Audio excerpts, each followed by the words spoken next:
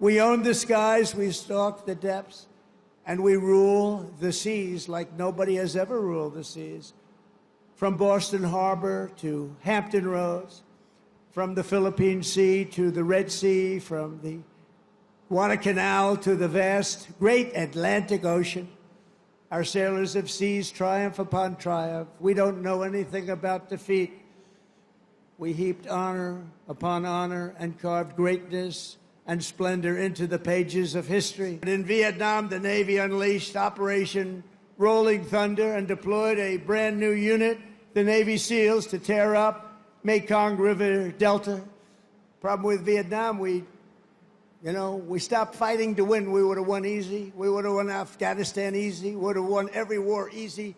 But we got politically correct. Let's take it easy. We're not politically correct anymore, just so you understand. We win. Now we win. We don't want to be politically correct anymore. And history will never forget that it was the SEALs who stormed the compound at Osama bin Laden and put a bullet in his head. Remember that? And please remember, I wrote about Osama bin Laden exactly 1 year ago, 1 year before he blew up the World Trade Center. And I said, you got to watch Osama bin Laden. And the fake news would never let me get away with that statement unless it was true. The Navy's central role in the defense of our liberty continues to this day. Just a few months ago, the Ohio-class guided missile submarine played an indispensable part in one of the most spectacular military feats the world has ever seen, the obliteration of Iran's nuclear sites in Operation Midnight Hammer. How did that work out? Pretty good, right?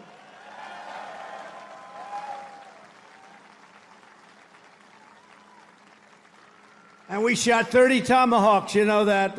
On top of, after the B-2, how about that? The B-2s, what they did, those beautiful flying wings, what they did, they hit every single target they hit. And just in case, we shot 30 Tomahawks out of a submarine, every one of them hit too. So I would say Iran was not particularly thrilled. They were going to have a nuclear weapon within a month. And now they can start the operation all over again, but I hope they don't, because we'll have to take care of that too if they do. I let them know that you want to do that, it's fine, but we're going to take care of that, and we're not going to wait so long. In recent weeks, the Navy has supported our mission to blow the cartel terrorists the hell out of the water. You see that?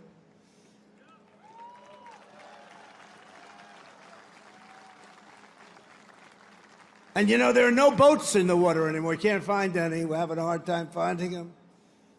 But, you know, it's a pretty tough thing we've been doing, but you have to think of it this way.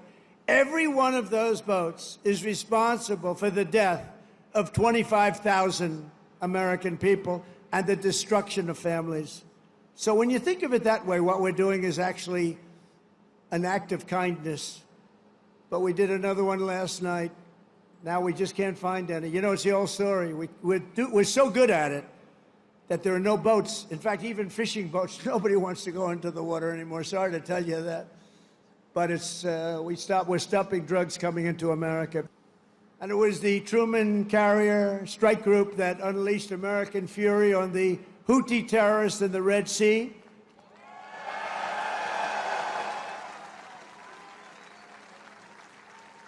And as you know, they settled. But they settled because they made the statement to us, we've never been hit like that ever before. And earlier this year, conducted the single largest airstrike from an American carrier in history. That was the largest ever. I want to express my personal thanks to every single sailor who contributed to these phenomenal victories. We only know victory. We're only going to know victory.